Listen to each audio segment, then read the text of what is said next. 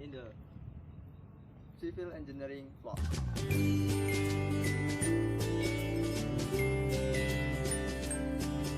In this time, I will discuss about drainage of tawangmanggu. Come on, let's see. Go.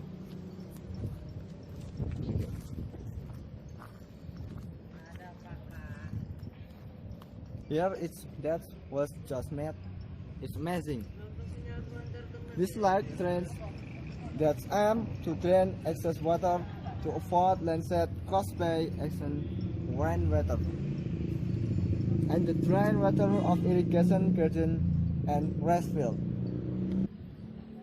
Yes, you know, in the mountains there are often local rains, and the size of these drains is 50 meters wide and 5 meters deep, so that water flow more freely and not blocking. Previously, sorry, I didn't dare to go down to the location because it's also dangerous of the me to directly, and you see,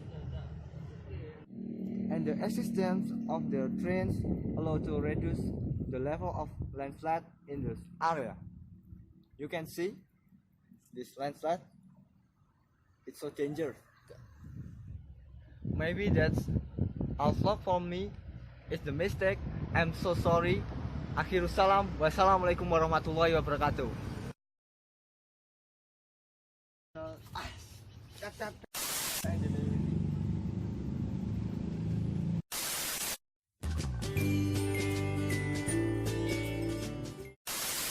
Assalamualaikum warahmatullahi wabarakatuh.